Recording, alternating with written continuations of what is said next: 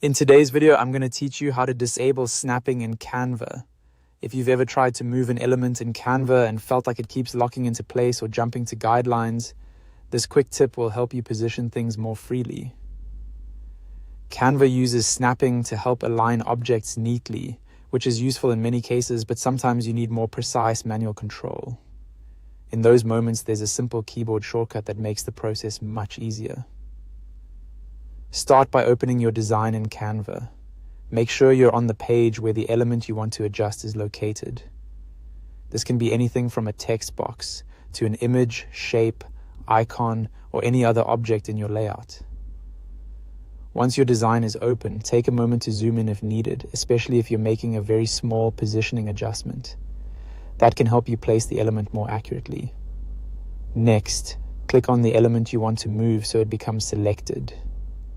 You should see the selection outline appear around it, which confirms that Canva is ready for you to edit or reposition that object. This step is important because the keyboard shortcut only works while you're actively dragging a selected element. Now, to temporarily disable snapping while moving it, hold down the Control key if you're using Windows, or the Command key if you're on a Mac. Keep that key pressed while you click and drag the element. As you move it, you'll notice that Canva gives you more freedom and doesn't pull the object into alignment as aggressively.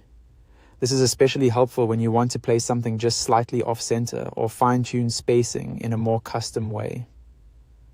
Continue dragging until the element is exactly where you want it. Try to move slowly for better precision, especially if you're working with layered objects or tight spacing between design elements. Since snapping is being bypassed during the drag, you have more control over the final placement.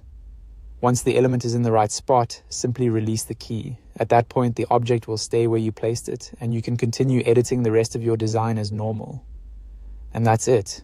That's the easiest way to disable snapping in Canva while moving an element. It's a small shortcut, but it can make a big difference when you need more flexibility in your layout.